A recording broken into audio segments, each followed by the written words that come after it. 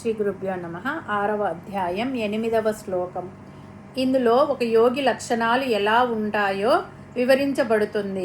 జ్ఞాన విజ్ఞాన ప్రాముఖ్యతను తెలియజేస్తుంది. ఓం జ్ఞాన విజ్ఞాన తృప్తాత్మా కూటస్థో విజితేంద్రియః యుక్త ఇత్యుచ్యతే యోగి సమలోష్టాశ్మ కాంచనః. పదపదానికి అర్థం తెలుసుకుందాము.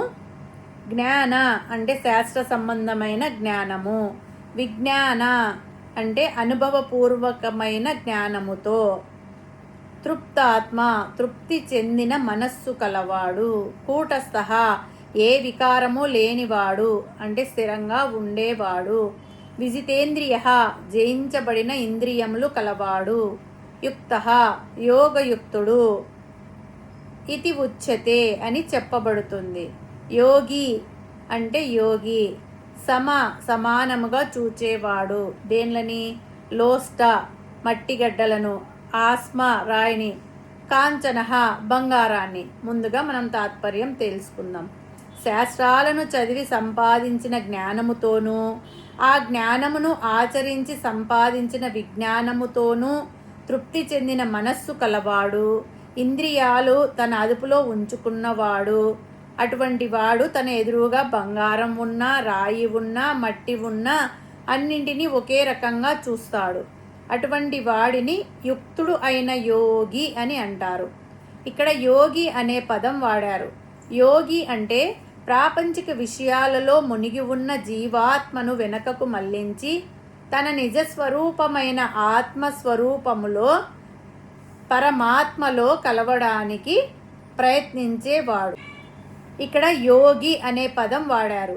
యోగి అంటే ప్రాపంచిక విషయాలలో మునిగి ఉన్న జీవాత్మను వెనకకు మళ్లించి తన నిజస్వరూపమైన ఆత్మస్వరూపముతో పరమాత్మలో కలవడానికి ప్రయత్నించేవాడు యోగి.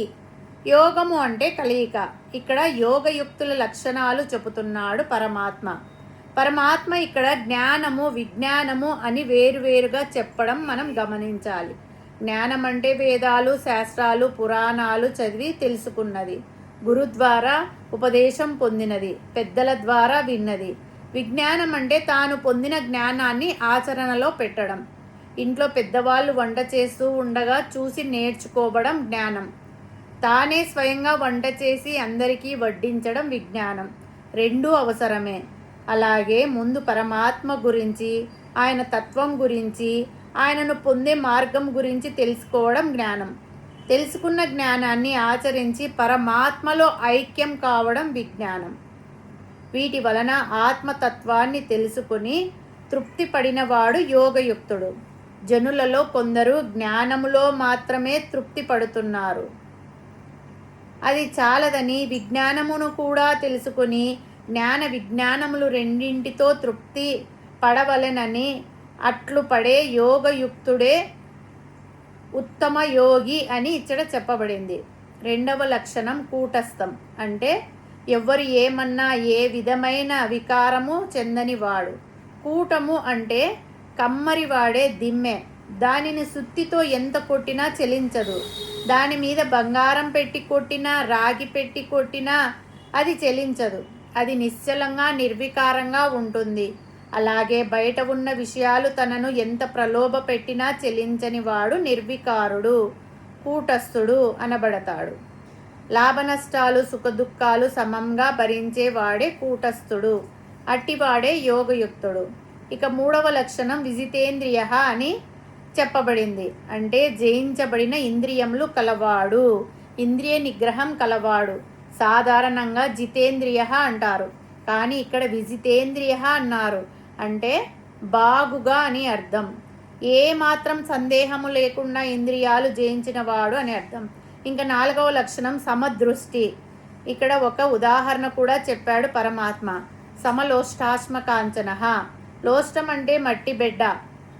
మట్టి గట్టి పడితే అస్మము అంటే రాయి, కాంచనం అంటే బంగారం, అది కూడా మట్టి నుండే వస్తుంది. ఈ మూడింటిని సమానంగా చూచేవాడు అని అర్థం.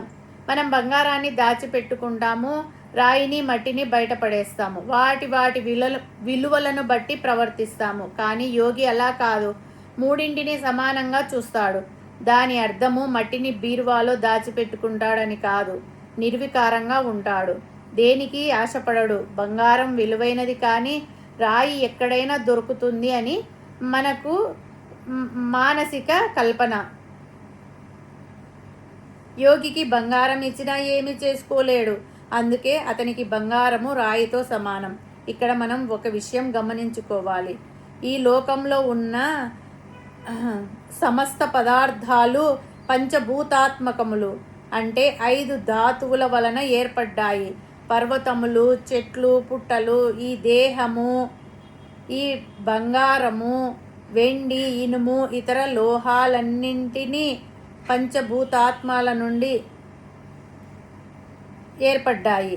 ఈ విషయం తెలిసిన వాడికి ఏ వస్తువు చూసినా ఒకటిగానే కనపడుతుంది కానీ వేరుగా కనపడదు.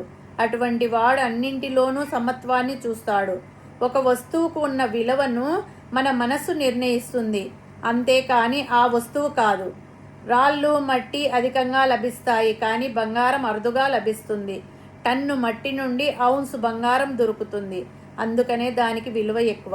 చిన్న పిల్లల ముందు బంగారం పెట్టినా మట్టి పెట్టినా వాడికి ఒకటే, పైగా వాడు మట్టి తీసుకొని నోట్లో పెట్టుకుంటాడు. కాబట్టి వస్తువులోని హెచ్చు తగ్గులను, విలువలను మన మనస్సు నిర్ణయిస్తుంది. జ్ఞానము విజ్ఞానముతో తృప్తి పొందిన సాధకుడికి ఈ ప్రపంచమంతా పంచభూతాత్మకంగానే కనపడుతుంది కానీ వేరుగా కనపడదు. అటువంటి వాడిని యుక్తుడు అయిన యోగి అని అంటారు. హరి ఓం తస్సత్.